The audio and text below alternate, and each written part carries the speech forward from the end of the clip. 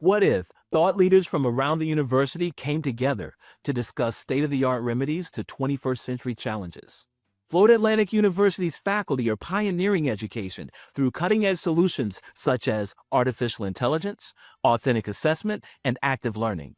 Join us as our faculty forge new paths to the future of higher education. From the Center for Online and Continuing Education, this is Faculty Lounge Live. Good afternoon and welcome to Faculty Lounge Live. My name is Lawrence Mellow. I'll be your host and moderator. I'm a research instruction librarian, government documents coordinator, and liaison to various subjects across the campus. Today's panel is a Covidence conversation where faculty looking to get faculty insights and how they use it in their classroom as well as their research. Now the panel, let them introduce themselves. My name is Louis Merlin. I'm an associate professor in the Department of Urban and Regional Planning. I'm Madison Sokol. I'm a recent College of Criminology and Criminal Justice master's student. I just graduated. Hi, everyone. My name is Morgan Cooley. I'm an associate professor in the Sandler School of Social Work. Hi, I'm Gabriel Cesar. I'm an associate professor in the School of Criminology and Criminal Justice. So thank you guys again for being willing to do this and give us your insight. For those who don't know, Covidence is a database that the library currently offers through TechFee. It's a database that normally was heavily used in the medical field and medical researchers, but we brought it on board. The reason for this panel is to get the insights from the faculty is to see how it's being used across the campus. Again, it is a tech fee, and we're hoping to gain support across the spectrum of subjects. How did you first learn about the database? I think it was from Michelle Neck's email about Covidence. I had started using scoping reviews in my capstone class as a summative assignment. And we were in the first semester, finishing up our first semester of doing those. And my students were just starting to figure out how to do all the things that Covidence does manually. And so when I got the email, I went and learned a lot at that workshop. It was, I think every single person there was a medical student or a medical professor. So I felt dumb and smart at the same time. That's how I found out about it was through that inner scholar at the university level. Okay. You know? For me, I worked with some colleagues a while back who were using Covidence, and so we brought on Covidence to do some of our research. But I've also used it in class, and then currently I run a virtual child welfare research lab, and so we're using Covidence to help write some systematic reviews and scoping reviews to support some grant work that some of my lab students are supported by. So I've used it in both a classroom format with doctoral students in social work, and then also with my lab students. Awesome. Sorry. I used it in class. Okay. I think it was a library training session. The library had a training session about a year and a half ago on using Covidence for literature reviews. I do a lot of literature reviews, so I went to that and I thought, it seems useful. Awesome. Good to hear. And okay, so we've covered how you guys use in your research. So we're going to ask, those who are using the classroom, how has this influenced the way you teach your class? Has it changed it up anything? Has it made it better? Yeah, it made it a lot better because we're able to focus a lot more on the actual function of doing research as opposed to the technical stuff with scraping data or downloading articles into a folder. The old way that we used to do it. So it streamlined that process a lot. You help with the students a lot, Larry, as well. Yeah. And so a lot of that stuff can be done outside the actual classroom, and I can answer questions in the classroom that are more directed at their actual topics of interest. Yeah, similar for me, I would say that a lot of my students have been able to really refine their research questions in a more meaningful way. And instead of pulling in articles that are really not as relevant, it's really helped them to target what they're interested in. It's also helped them to think more critically. When I use it in the classroom, if they choose too broad of a research question, they have a lot more screening to do. So it's really helped them to focus in and to make good decisions and think critically about their search terms. And so I would say it's helped them. And then it's also improved the quality of their work because they're finding things that are more relevant. It's good to hear. Madison, how has it helped your research? I think it was a huge help for my research. It really allowed me to take a really large sample of articles and not have to remove any of them. And I studied a pretty niche subject, and I still was able to pull results, which I don't think I would have been able to pull as many or found as many relevant things if I hadn't been using it, because a lot of the articles that I ended up using were ones that I might have initially like skipped over and X'd out if it wasn't so easy in front of me. Good to hear. Earl, have you used it as in your classroom? I've only used it in research. Okay. So regarding the navigation of the platform, what challenges, if any, have you guys come across, and how have you overcome those challenges? I would invite Madison. She's kind of was real good at finding shortcuts and making it more seamless, even more seamless, right? So if you could speak on that a little bit. Yeah. So given that it was, initially designed for medical uses, it was a little bit difficult, or there was a few, I guess, hiccups in morphing it to be something that's used in criminology and criminal justice. So I mainly got lots of my results personally were being pulled as announcements from the DOJ, the Violence Against Women's Act. Every time that was reauthorized or funds were given out, all of those results were being pulled for me, but they're being published by slightly different websites. So the DOJ publishes it, and then another government entity publishes it, and it pulls it both times, which Covidence was able to remove all of those duplicates, but it does still miss some. So I really enjoyed the sorting tool and being able to manually mark my duplicates. So I had over 1,000 results, and my co-reviewer only at 100 for me to look at. So I felt really bad handing over 1,000 results while I only had to look at about 76. So I was trying to find a bunch of different ways. So I was sorting by author, and then any article that didn't have an author or didn't have a DOI associated with it,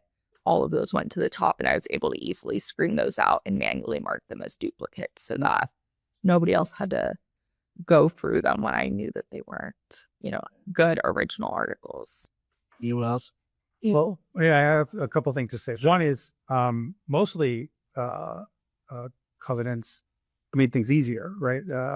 All the stages of identifying duplicates, screening, multiple stages of screening, right? So abstract screening and full article screening. It was much easier to do in the Covidence tool than if I had done it manually. One challenge that I did find was I was looking comparing articles to a long list of, actually an evolving list of built environment measures. And so I was changing as I was doing my review, as I was doing my data gathering, I was actually changing my template. So I was saying, this is another built environment measure that I didn't have before. So I was adding stuff to my template. And then every time I added stuff to the template, I had to go back and re-review all the articles that I had already reviewed with this additional field. So it was flexible, but it was challenging. Sometimes it's difficult if you can't anticipate everything you want to gather at the front end, right? It can be more challenging. Right. And I know as a librarian, that's what we try to tell when we work with faculty as well as students, there's always going to be that changing element because there's something you don't know until you know, right? Did you have anything to add? Yeah, I was just going to add that sometimes the search terms are very broad. And so it does overpull. And so they have a highlight tool so that you can pick maybe a few things that are very specific to your topic area. And that has really helped us to kind of bring things down. And also because you can sort by the most relevant articles that have more keywords or are more likely because of the journals or those kind of things that you have in there. So the sorting tools helped. I think for me, the only thing that I'm still struggling to use a little bit is the extraction, because of the way that the extraction tool is designed. It does seem like a little more fit for something that's really clear medical studies or medications or science, more hard science stuff compared to a social science. And so sometimes we can't format it for a journal the way we need to use it yet, but we're still working with it, but the highlights and the sorting and those things for sure. So when you say it was heavily used in the medical field. So was there a lot of learning curve to it, or did you find it relatively? I don't think the tool itself is very simple, and it cuts down time so much. I was showing, actually, we were at an OURI, I think it was the summer undergraduate research fellowship, and I was showing a colleague, and he's like, "You're telling me that this took you 5 minutes?" I'm like, "I'm telling you it took me 5 minutes." It really cuts things down that could take weeks of work sometimes. Good that you had that conversation. Hopefully we have a convert now. Yeah. Yes, sir. I will not reveal names. We don't need to reveal no names. So, in your need for, again, additional support, did you guys seek out a librarian to work with the resource, to understand the resource, whether it's through research, your own research needs, or in the classroom setting? Well, from the classroom perspective, that's been integral, super helpful to have you. Obviously, you came to the class, gave a presentation for the class, and then also having students. I know professors always tell students to go to the writing center, go to the library, consult and work your resources. And a lot of times they don't. But when we get to about week 5 or 6 of the capstone class, everybody's going, what's that guy's name again? Who's it? Larry? Larry at the library. And it just happened last week. And that's why you got a bunch of people signing up because, my search term's what? And how do I extract again? And so as a professor, again, it's been super helpful to when they say, how do I extract the data? I say, did you talk to Larry? And then they say no. And I said, then go talk to Larry. And so that part has also been very helpful in the progression of the class each semester. Being able to outsource some of that consulting work has been super helpful. Of course, and that's why we're here, right? As research and instruction librarians, I always tell students, you guys are teaching the subject matter, the theories, whatever subject you're teaching. It's our job to show the students, as well as faculty, the resources and how to use those resources. So yes, as Gabriel said, I did a class last year. It was actually my introduction to Covidence. So I watched Michelle's webinar on that, and the tool itself has a lot of good resources on their end, their YouTube channel. But again, working with the students, and yes, from your class I'm doing tomorrow, by the way, I had 4 or 5 students already reach out to me. So I'm glad they are reaching out early. And again, we are here to help you at all levels. Anyone else? Okay. Next, did you feel that the level, whether it be through the library or through Covidence, if you've had to use their support system, has it met your needs when you had questions? So obviously, nobody knows all the answers, but obviously the experts who created the resource should. Yeah, again, in the context of teaching grad students, that part is layered in because there's the YouTube videos that they can watch. There's the website for Covidence, then there's the library stuff, then there's the workshops that are online and available. So in addition to what you talk about in class, there's always multiple layers. So yeah, that's not been a problem at all. There's been more than enough support. So, software tools vary widely in their usability, and Covidence is definitely on the usable side of the spectrum. I found the built-in help. I did get stuck sometimes. I found that I was always able to answer my questions with the built-in help. I didn't need to go to a librarian at any point, although I probably don't know everything that it does. That's good. I mean, whether you come to us, at the end of the day, whether you come to myself or one of my colleagues, or you're able to get the help of the resource, that says a lot about the resource, because unfortunately there are resources out there where the support system really isn't well developed. So I'm glad to hear that this is Madison, you're using the resource. Have you as a student had to rely on their support? Yeah, so I personally never sought you out, but that's because we were very collaborative in my class. There was only 13 of us. So a couple of students who did reach out then came back and were able to share all of the information that you gave them with us. And that was kind of how I ended up getting most of my initial questions answered. Okay. But after finishing in the context of research for an article I'm hoping to publish in the future, I spent a lot of time on Covidence looking at the resources and looking at how easy it is to navigate. And it really helped clear some things up for me that I hadn't even realized I wasn't really fully understanding. Awesome. Okay. Yeah, and I would just add, one of the things that we have done in prior reviews kind of years back was get help with our Boolean search terms. Mhm. That was really helpful because sometimes the different search engines that you pull from, you have to have different structures or formatting. And so it just helped us to learn, like, how do we break it down? Like this one, they're not taking the asterisk in this place, like those kind of things. And so we got some support on how we can navigate when we have like a more complex search term. Good to hear. Good to hear. Yeah. I tell students, everyone likes to use Google, right? And Google, you can put that complex thesis question out there and it'll find you everything under the sun, good, better, and difference. But as we know, those of us who use the databases of parallel, you have to have those distinct subject terms. And sometimes, yes, you have to play with them or tweak them to find the real results that you're looking for. So it's good to know. In your subject areas, what makes Covidence particularly valuable or relevant to your research. I can go ahead and start if it's helpful. I'll just give you a moment. Yeah. So I think for me, like some of our areas, they come from multiple different types of databases or journals, like health and human sciences, are some of like our areas that overlap with social work. But child welfare can be very interdisciplinary, from kind of more like core or legal related scholarship to like health, and then like social work, social sciences. And so it helps to really pull in like a big, like, I guess, base of different tools that makes it more manageable. And also to like, you know, when you have those databases and the removal of the duplicates and those kind of things, it's just made things very digestible. I think one of the biggest ones that I've done, we reviewed maybe 9,000 articles, I think, because it was like tech and social work, and there's but technology and social appear in like many databases, but like most of them were irrelevant, but it still made it more manageable because we were trying to be very exhaustive. So It's cheaper than 9,000. yeah, manageability. Of course. So a couple people said that they had to adapt from a medical framework, but to me, Covidence, Covidence, I keep saying Covidence didn't seem like it was. It seemed like it was completely flexible. It seemed like, you know, in terms of pulling in articles from multiple databases, or removing duplicates, sorting or filtering, showing you abstracts, showing you full papers in an integrated fashion.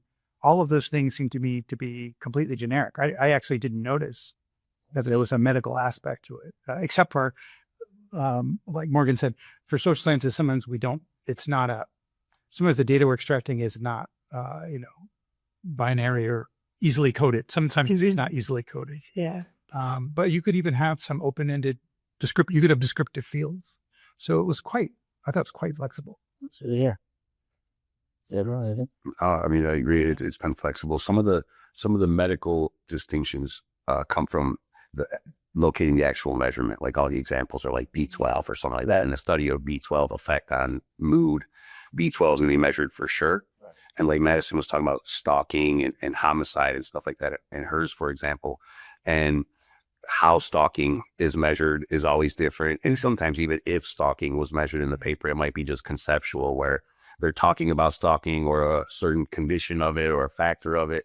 And so that's one of the places. And it was super flexible. It's not a problem, but that's one of the distinctions that we've had over the course of, I think, 3 semesters now, is that last round of analysis where you're making sure that they measured it. And I think that might be kind of a social science type thing more than a hard science consideration. Like, did they even measure the thing that is clearly in the title and clearly in the abstract, but is it in the table? Right. Obviously, we know in ideal world, keywords that we put in show up in the title. I got close to it, but unfortunately, look at the abstract, because titles don't always give you the answers.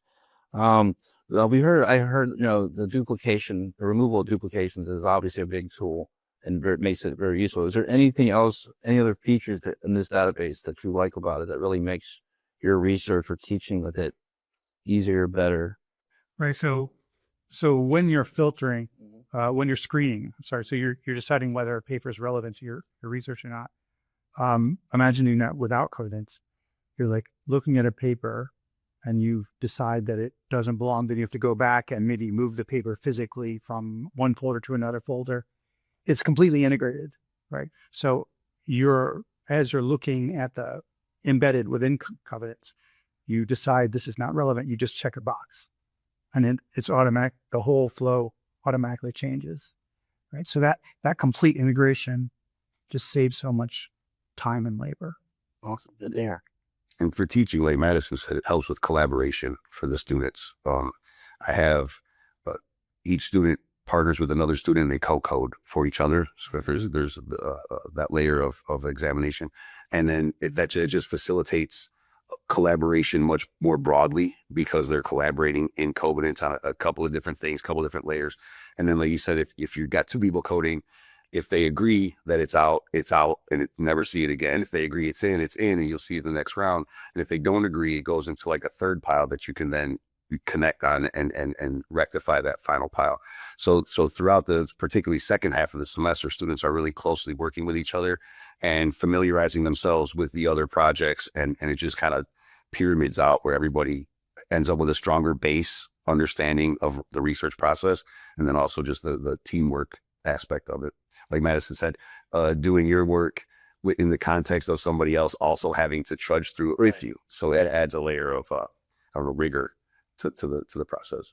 Awesome. Orion, anything? Yeah, I think I would probably add that especially the later rounds when you're trying to figure out like why you're taking something out or why you're keeping something in, being able to apply different tags and then kind of using your collaboration to like if you have to adjust a tag or something, like let's say you make a mistake and you exclude something on accident, like you can go back and pull it from your list without having to remember like, oh goodness, like what did I exclude? Why did I exclude it? Like maybe you decided you wanted to re-include it. And so if you like set up your tags really clearly, it just makes it's more foolproof and you don't worry you're going to make a mistake that could really like influence your work later on. But yeah, it's I did a review in Zotero when we did not have access to Covidence right before the tech fee kicked in. And I like go back and I'm like, man, it took us like all year to do the things that I just did in 4 weeks. So I will just reinforce that, just being able to do things quicker, not worrying about mistakes as much. Like the computer tracks the tags instead of you putting on a Word document and tracking your own tags, and just been really nice. So it helps. So what I'm hearing is that obviously it makes the whole process a lot easier, more streamlined.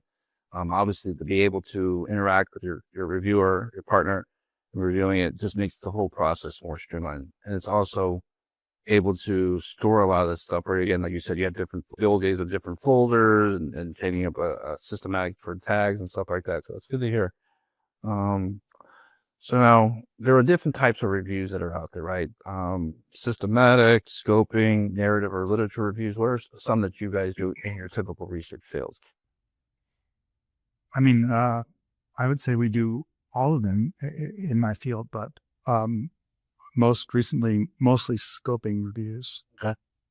And recently I started writing protocols for scoping reviews, and once you have protocol, and Covidence plugs right into it, because you could put in the inclusion, exclusion criteria, all of that stuff, the coding, the data extraction.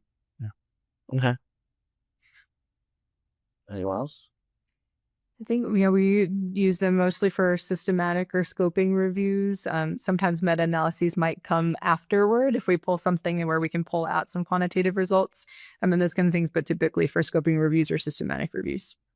Yeah, we do only scoping reviews in the capstone class, and for criminology, it's the scoping review is really helpful because a lot of our topics are really niche. We've got a broad base of understanding about how things work broadly, but in particular instances, and we also don't do replication studies a lot in our field. So you never really have the huge body of research that needs to be systematically addressed. You always have almost always have a very small body of research to work with. And so having the ability to do it systematically, and then what Covidence also adds is that layer of structure that helps you make a strong point about a relatively small sample size. So we're working with like 8 and 10 and 12 articles almost always by the end. And so, they try to publish that or articulate an argument from that. It gets difficult, and having the structure of Covidence in a scoping review is really helpful. So again, what I'm hearing is that you could be used for any type of review, whether it's a literature review, scoping, or a more substantial systematic review. That's good to hear, especially for those who may have barely heard about this resource and they're going, well, does it fit my need, my particular field of research? Can I use it for what I do? So that's good to hear. You have something to add, everyone? Well, I was going to say, I think it seems like it's most designed for larger reviews, scoping and systematic. If you had a very theoretical review where you're diving deep into each paper, I'm not sure that Covidence would be the best tool for that. I'm not sure. It could be. Okay, good to know. Our next question, actually, it'll be our last question, so we'd be able to fill questions from the audience. What advice or recommendations would you share with your colleagues or students that you instruct, who are just beginning to, break the ice with Covidence, whether it's for a class or the research that they're doing? I mean, we were talking about this earlier. Before you use Covidence, you have to figure out what kind of review you're doing. Mm-hmm. And increasingly always for systematic reviews, but increasingly for scoping reviews, it's a good idea to start with a protocol. And, I'm not in the medical field. In the medical field, I think they've been doing this. They've been doing protocols for a very long time. In my field, urban planning, protocols are relatively new. So it's kind of people need to learn about these new standards. So there's a step before Covidence, which is as much as possible, develop your protocol and even have someone review your protocol. Because then you're going to everything from there is going to be much more streamlined once you know what you're doing. Okay. I'd say dive in. I mean, I can only give advice that I took myself, but it is at the front end, particularly when you're first starting, it's relatively straightforward, user-friendly. When you get to data extraction, some of the more meticulous points, there's points that you'll need help with for sure.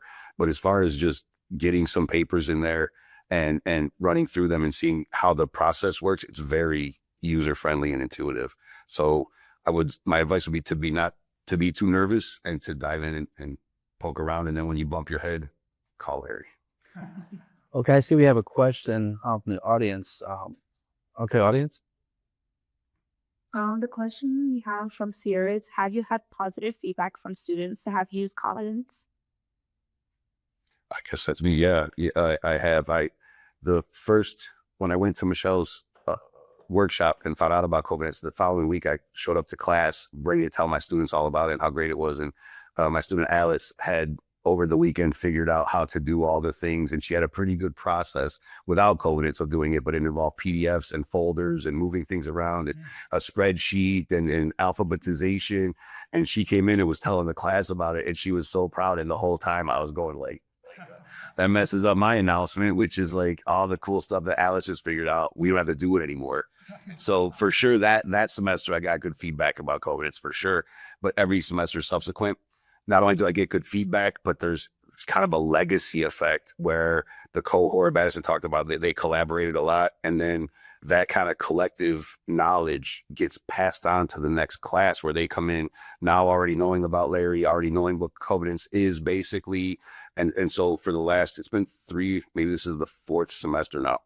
And it does get better each time around and easier for the students and way easier for me as a professor. So yes, I've got a lot of good feedback from students. And I'll just add to, when I introduced it into my doctoral course, I would say that the students are most overwhelmed at the beginning when they're developing those search terms, and then they get maybe they're practicing their search terms and they get lots of hits of our different articles and they're overwhelmed by I have 3,000 articles. And so I think it's helping at the beginning to make it manageable. And that's why we talk about really specifying your research question, working with the librarians when you need to reduce some of your search terms or expand depending on what it is. But I think it's the beginning that people get stuck. And then it's the end when you start to have to pull your information, actually write your results, of course. Yeah, that actually, the biggest thing that I really liked about it was just that it made everything less noisy for me to look at. When you have it all in there, it's a lot easier and it feels a lot more manageable as a graduate student who's never done research before. You're kind of familiar with the idea. You don't really, you're kind of a little nervous to ask questions. You think everyone else in the class knows they answered all the questions and it's only you who doesn't know. And really nobody knows, but looking and using Covidence takes away a lot of the immediate stress that I felt when I first walked into my capstone course, just seeing it all there, because I had heard from Alice about her experience the previous semester where she did all of this work and it was overwhelming. Obviously, I interacted with her after she did the work before she came in and learned about Covidence. So she told me all of that, and that made me even more stressed out to get into capstone. And then it was oh, bleep. Got it. I don't have to do all of that. I have this software that does most of it. So while I'm here, it definitely helps quiet the noise or the fear of doing research. I mean, I can imagine my training is in history, so there's a lot of, the primary sources that I deal with. It can be overwhelming, but I can imagine 9,000 plus articles, especially if you're trying to put a grant together. That's very important to have all that information so you can secure that grant. Well, that's my questions. Is there any other questions for the audience that may have for our panel? Yes, we have another question from Jose. He asks, for the instructors, how much of your process has been sped up due to using Covidence? Does it have any collaboration tools built in to communicate with other experts in your field or colleagues? Question. Through the program itself, I'm not sure I understand the question. I think they're asking, by using the Covidence database, has it made your research easier to collaborate or find collaborators if you were looking to find? If I'm wrong, please correct me. I think that's how I took the question. So for me in my class, like I said, it definitely increased collaboration inside the class. But as far as like networking out from Covidence itself, I'm not sure if it has a capability like that. But as far as remote working, it was really helpful. People could be in different places and working on the same project at the same time, if that's what you're talking about. And you can invite people from different universities. I will tell you, when we were screening some of those 9,000 articles, you can do it on your cell phone. And so sometimes if you feel comfortable walking, maybe I shouldn't advise this for liability purposes, but like I go on walks and just screen articles, especially when I got to some, like for the topic, I was able to do that. But please do not walk on busy roads or do that in high risk areas. But yeah. What else? I didn't find it particularly helpful, and like I needed to contact the author of one of my articles. I was unsure if something was a typo or not, and so I needed to contact them, and Covidence wasn't necessarily like the tool that helped me with it.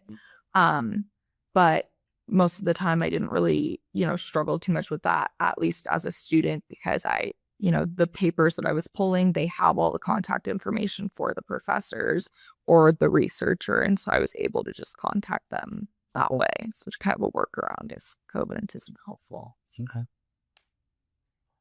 Any more questions or any questions in the chat? Yeah, Jose also asked, for Madison, did you collaborate with your fellow students or colleagues within Covidence or in person when you were using it for your research?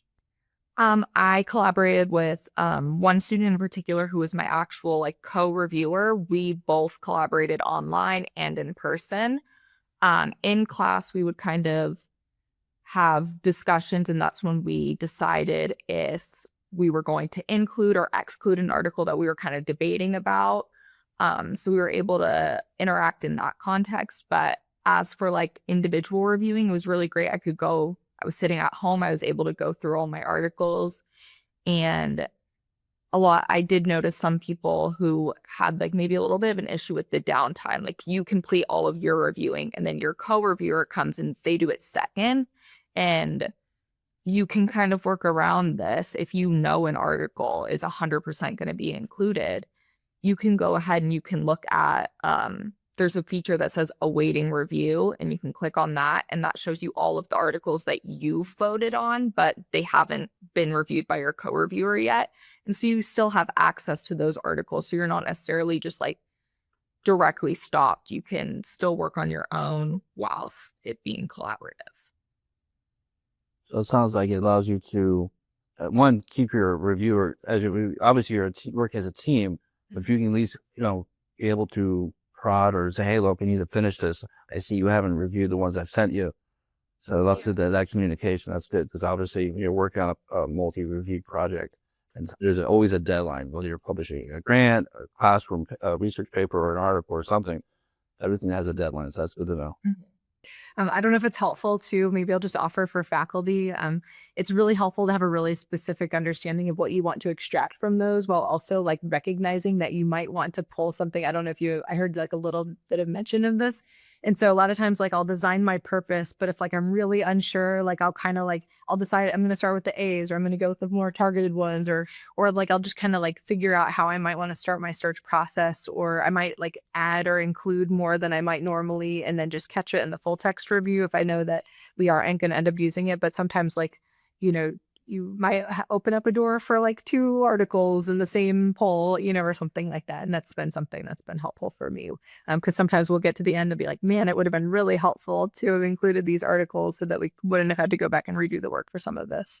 But most of the time it's been very smooth, and, you go into it kind of knowing your purpose and things like that. Good. One other thing I want to point out is, I don't know what slide we're on, but we do have a training coming up that the library is putting on with the vendor of Covidence for those who are thinking about using the resource for the first time, or like some extra training on it.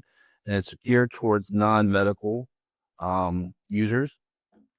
So there should be a QR code and a link on the screen. So please feel free to sign up. It's in October, and I will look forward to supporting that. And like I said, I'd like to thank the panel again, each and every one of you, for being willing to talk about Covidence, how it's made your life easier. I'm glad to hear that. And as a librarian, again, I'm in the research and instruction department and liaison to criminal justice as well as urban and regional planning. But all my colleagues have knowledge of Covidence, and we work with faculty and students to make your life as easy as it can be, because we know on your side of the pond it's very crazy at times, as well as in our side. But yeah, you guys are teaching the subject matter. The students are learning the subject matter. It's our job to really showcase the resources when we do come across resources that can make your life easier.